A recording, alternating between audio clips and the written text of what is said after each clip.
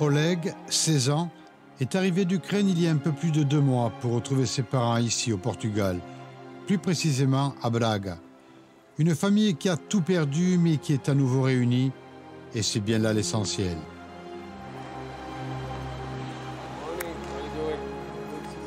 Sous le regard de ses parents, il s'entraîne sur ses cours de tennis, un sport qu'il pratiquait assidûment en Ukraine. Aujourd'hui, cette famille a bien du mal à comprendre tout ce qui lui arrive. Je suis arrivé ici à la mi-février à l'occasion d'une compétition internationale réservée aux vétérans. En fait, juste une semaine avant que la guerre n'éclate en Ukraine.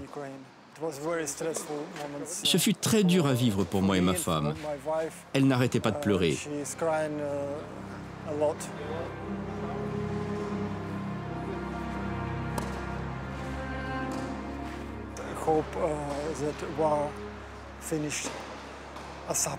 Bien sûr, j'espère que cette guerre va s'arrêter et pouvoir rentrer chez moi. C'est un rêve. Chaque matin, quand je me lève, j'espère que tout va se terminer et que l'on retourne à la maison. Mais ce n'est pas le cas. Nous ne sommes pas chez nous. Le parcours du combattant, c'est ce qu'a connu le jeune Oleg lorsqu'il a voulu quitter l'Ukraine pour retrouver ses parents à Braga, au Portugal. Un long périple de 2 semaines semé d'embûches et de découragement. Aujourd'hui encore, il a du mal à évoquer cette période si difficile à vivre pour un adolescent.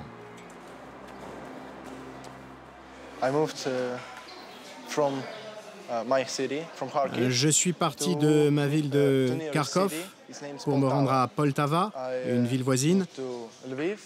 Ensuite, de la ville de Lviv, je suis passé par la Pologne avant d'arriver ici, au Portugal. Ce fut très dur de s'échapper de là-bas. Il y avait beaucoup de bombes qui tombaient et énormément de personnes qui cherchaient à fuir. Beaucoup de problèmes de trafic et de difficultés pour circuler.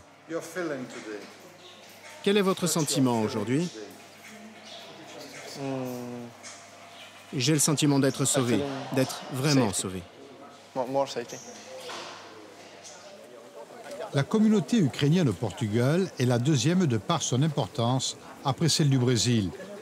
Une histoire et des liens qui se sont créés au début des années 90, juste après l'intégration du pays au sein de l'Union européenne et le boom économique qui a suivi. Le Portugal s'est alors appuyé sur cette nouvelle main-d'œuvre venue en nombre depuis l'Ukraine. Le gouvernement de Lisbonne, dès le début de la guerre, a simplifié grandement les mesures d'accueil pour tous ces nouveaux réfugiés. Dans les bureaux du service aux réfugiés de la ville de Braga, on mesure au quotidien les conséquences de la guerre en Ukraine, avec un contact direct facilité par cette histoire commune entre ces deux pays. Par rapport aux autres communautés, la communauté ukrainienne se distingue par sa capacité d'écoute, sa gentillesse et sa générosité. Ils sont ici pour demander de l'aide, mais en retour, ils ont envie de nous aider à nous aussi. L'un d'entre eux m'a même peint ce tableau. Si on les aide, ils veulent nous remercier comme cela. Pour eux, c'est un échange normal. Si on leur donne du lait, ils veulent en retour nous donner quelque chose. Le Portugal n'a pas encore fixé de limite quant à sa capacité d'accueil des réfugiés ukrainiens. Au début du mois de mai, ils étaient 36 000 à avoir choisi ce pays. Rien de plus logique quand on connaît les liens qui les unissent. Je crois que la raison, c'était la connexion entre les familles. Les citoyens qui étaient déjà ici avaient des personnes connues qu'ils voudraient apporter à Braga. Et alors, il y a commencé un mouvement de toute la société de Braga pour envoyer des bus à la frontière de Pologne et de Roumanie et d'apporter les citoyens qui étaient là-bas et qui avaient déjà cette connexion à notre vie. Quand on parle d'accueillir ces migrants, on parle de créer un centre pour réfugiés dont ils restent en attendant le futur. Ce qu'on a fait, c'est travailler avec plusieurs institutions de notre société pour les amener d'habitation, pour les amener d'emploi, pour faciliter l'accès à l'éducation de ces enfants, aussi pour assurer l'accès à la santé, aux services publics et les émissions des licences avec le service d'étrangers et frontières. On sent vraiment que ce devoir de solidarité est très important au Portugal. Il est dans les valeurs de votre peuple. C'est une question culturelle au Portugal, mais je crois que c'est un défi européen à ce moment-là, parce qu'on voit les pays comme la Pologne, la Roumanie, qui ont toute cette pression sur ces frontières des citoyens migrants et réfugiés. Et je crois que si on distribue ces efforts par tous les villes, par tous les pays, ça sera mieux pour cette communauté qu'on demande toujours de nouveaux talents, de nouvelles personnes. Et en même temps, ça sera mieux pour ces pays qui sont plus visés par cette situation. L'histoire de Lilia est symbolique de la souffrance endurée par toutes ces familles de réfugiés qui se retrouvent au Portugal, loin de leur pays. Tout est arrivé si vite. Pour récupérer ses deux filles, elle a vécu des moments très compliqués. Son mari est resté sur place pour défendre son pays, mais après de nombreuses péripéties, elle a pu enfin ramener ses enfants ici à Braga. Je suis venue ici à Braga en tant que membre de l'équipe d'Ukraine vétéran d'athlétisme pour les championnats d'Europe.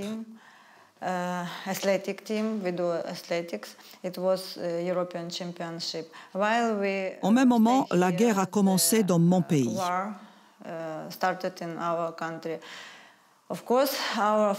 Il n'y avait plus alors de vol disponible pour revenir chez moi.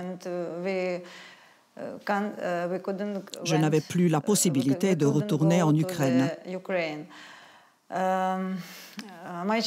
Mes enfants étaient restés sur place. Moi, j'étais ici. Mon mari a alors tout fait pour me les ramener. C'était beaucoup trop dangereux pour eux de rester en Ukraine. Ce fut un voyage très difficile pour moi, pour aller les récupérer. Il a fallu prendre plein de vols différents. On est parti d'Istanbul pour arriver en Roumanie, ensuite de Roumanie en Moldavie. C'était vraiment très dur. C'est mon mari qui m'a appelé pour m'annoncer le début de la guerre. Ce fut un vrai choc. Je n'arrivais pas à le croire. Pourquoi cette guerre? On est tous issus du même territoire, comme des frères. On n'aurait jamais pensé qu'entre nos deux pays, il puisse y avoir la guerre. Avec toute cette destruction, toutes ces bombes sur nos villes, toute cette violence, c'est très choquante. Je n'arrive pas à y croire. Même maintenant. L'accueil, la disponibilité et la générosité du peuple portugais ont permis d'atténuer les premiers jours la peine immense de toutes ces familles de réfugiés. L'intégration des enfants dans les différentes écoles n'a pas posé de difficultés majeures. Mais pour les parents, les informations dramatiques en provenance d'Ukraine qui circulent en continu ne font qu'aggraver leur morale. L'accueil, la disponibilité et la générosité du peuple portugais ont permis d'atténuer les premiers jours la peine immense de toutes ces familles de réfugiés. L'intégration des enfants dans les différentes écoles n'a pas posé de difficultés majeures. Mais pour les parents, les informations dramatiques en provenance d'Ukraine qui circulent en continu ne font qu'aggraver leur morale. Mon rêve, c'est de retourner en Ukraine. Car mon cœur est là-bas. Moi, je suis ici, mais mon cœur est là-bas. Ce fut difficile ici pour moi au départ. À l'école, je ne connaissais personne, c'était pas évident. Et le Portugal, ça vous plaît maintenant? Ah oui, c'est un beau pays. Le temps est magnifique, les gens sont très sympathiques et l'accueil est super. Lilia, Anna, Marie, Evgeny, Oleg ont su trouver à Braga et auprès du peuple portugais une écoute et un réconfort auxquels ils ne croyaient plus. Mais il ne se passe pas un jour sans que leurs pensées se tournent aussi du côté d'Odessa ou de Kharkov, avec un avenir qui s'inscrit toujours en pointillé.